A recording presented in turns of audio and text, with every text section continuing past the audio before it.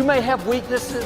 You've made mistakes. We all have. But there's a lot more right with you than there is wrong with you. Dwelling on the negative doesn't help you to do better. Beating yourself up for past mistakes doesn't move you forward. The better you feel about yourself, the better you'll do. The more you like yourself, the further you'll go. You can't give away what you don't have. If you're in turmoil on the inside, mad at yourself, critical, condemned, that's what you have to give. Love is not something that you do. Love is something that you can become. It's your quality. If your mind is in a certain way, it's joyful. If your emotions are in a certain way, it's loving. This is the quality of sweetness of body. If your body becomes sweet and pleasant, it's called health and pleasure. If your mind becomes very pleasant, it's called peacefulness and joyfulness. If your emotions become pleasant, it's called love and compassion. If your very life energy becomes pleasant, it is called blissfulness and ecstasy. Only if your surroundings become pleasant, it's called success. In Buddhism, they say replace any negative thought immediately with a positive thought. And the neuroplasticity says the same thing, because neuroplasticity is amazing, but it can be bad. If you have a breakup and you obsess about the person, you're wiring that deeply into your brain. So you have to direct your neuroplasticity, and if you do get that voice in your head, which is normal for all of us, you need to, override that with a positive statement. So your forebrain is the builder, it's the designer, it's the CEO. And when you begin to speculate possibilities, when you start to think about a better way to do something, or something you want to experience, or something you want to do, or some future event, it's an amazing phenomenon, because researchers are beginning to show that not only do we remember a past, but the brain actually can remember a future. And so how does it do that? Well, because the forebrain has connections to all other parts of the brain, it can take a little bit of that knowledge from a specific neural network and a little bit of experience and another neural network of knowledge and another neural network of experience, and it can seamlessly piece it together to create a new level of mind. And then your brain gets a picture or an image, and then you transfix your mind on that image, and those neurons string into place that begin to fire and wire together. And every time you remind yourself of what you want to experience, you're reinforcing the circuitry in your brain to begin to install the hardware for you to actually experience that future event. In other words, the brain already looks like it's already had the event. Now that's super cool, because it really says then that we're remembering a future potential. The imagination is the most marvelous, miraculous, inconceivably powerful force that the world has ever known. And the average individual uses the imagination, if they use it at all, against themselves. They imagine what they don't want. They imagine problems coming.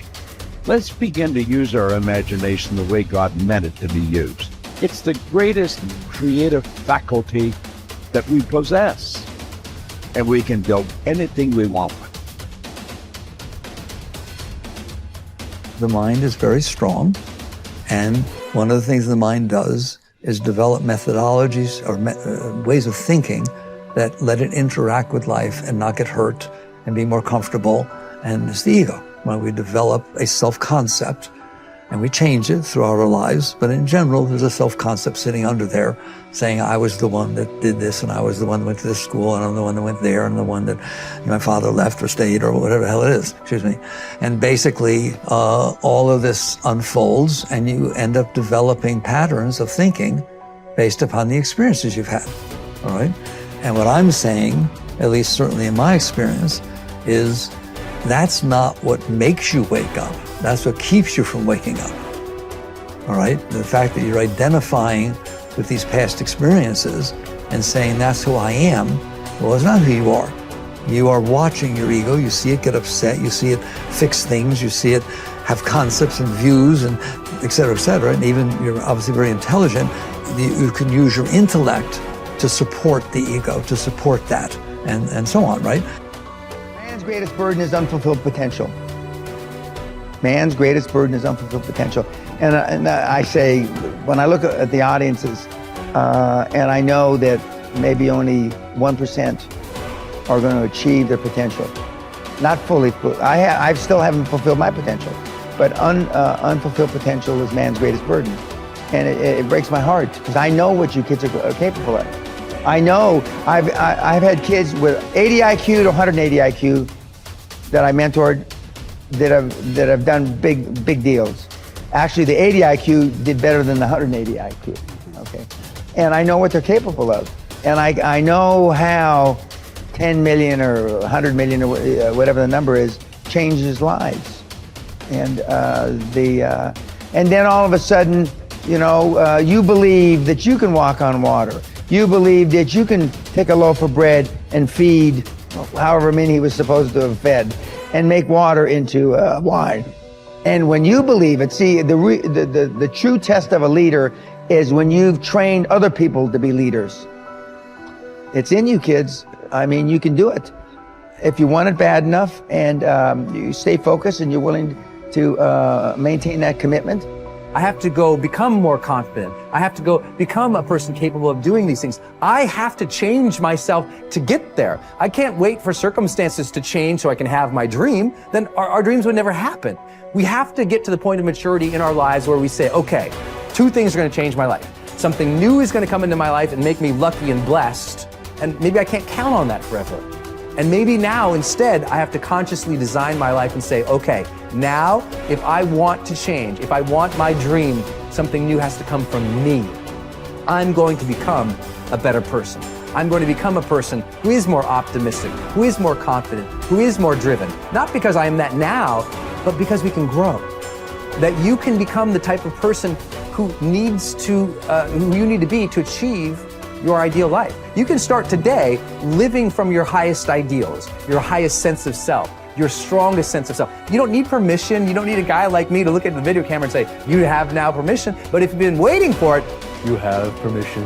It's like at some point in your life, you just say, okay, I have permission to become my best self. And by becoming your best self, you start to achieve your best things. You start to contribute better things. You start to become a better human being. You can do that now, today.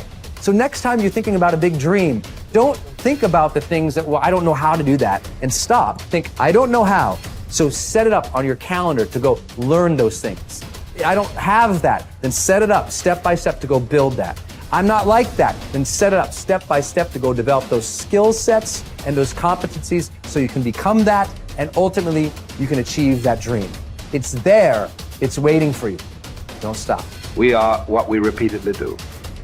Excellence then is not an act, but a habit. You are your most valuable asset. Your life, your potential, and your possibilities are the most precious things you have. Thus, your great goal in life should be to fulfill that potential and become everything you are capable of becoming. Your ability to learn, grow, and fulfill your potential is unlimited. Today, people are graduating from high school and college in their 70s, learning new subjects and developing new capabilities. Your ability to learn and remember can continue throughout your life if you keep your brain alive, alert, and functioning at its best. Your most precious financial asset is your earning ability. Your ability to work is your primary source of cash throughout your life. You could lose your home, your car, your bank account, and everything you own, but as long as you have your earning ability, you can earn it all back, and more, in the months and years ahead. Your biggest investment, most people don't realize this. They take their earning ability for granted. But it has taken you your entire life to develop your earning ability. Every bit of education, experience, and hard work that you have invested in learning your craft and developing your skills has gone into building this asset. Your earning ability is very much like a muscle. It can increase in strength and power year by year as the result of regular exercise. Likewise, the opposite is true too. If left alone or ignored, your earning ability, like your muscles, can become weaker or even decline because you have simply failed to upgrade it continually. In other words, your earning ability can be either an appreciating or a depreciating asset. What got you here won't get you any further. Some people are actually losing value each year, declining in earning ability because they are not continually upgrading their knowledge and skill. They don't realize that whatever knowledge and skill they have today is rapidly becoming obsolete. It is being replaced by new knowledge and skills that, if you don't have them and someone else does, you will be in danger of being overtaken by your competition. The achievement of personal excellence is a decision you make, or that you fail to make. But in the absence of a commitment to excellence in your chosen field, you automatically default to average performance, or even mediocrity. No one becomes excellent accidentally or by just going to work each day. Excellence requires a definite decision and a lifelong commitment. Knowledge and skill are the keys to the 21st century. Becoming the best person you can possibly be and moving to the top of your field require the application of self-discipline throughout your life. Mental fitness is like physical fitness. If you want to achieve either, you must work at it all your life. You can never let up. You must be continually learning and growing, every day, week and month, throughout your career and in other areas of your life. If you're going to join the top 20% and stay there, to earn more, you must learn more. Abraham Lincoln once wrote, "The fact that some have become wealthy is proof that others may do it as well." What others have done, you can do as well. If you learn how, everyone who is at the top was once at the bottom. Many people who come from average or poor families with average incomes or who grow up in average circumstances have gone on to become some of the most prominent people in their fields. And what hundreds of thousands and even millions of other people have done, you can do as well. Was philosopher Bertrand Russell once wrote that the very best proof that something can be done is that someone else has already done it.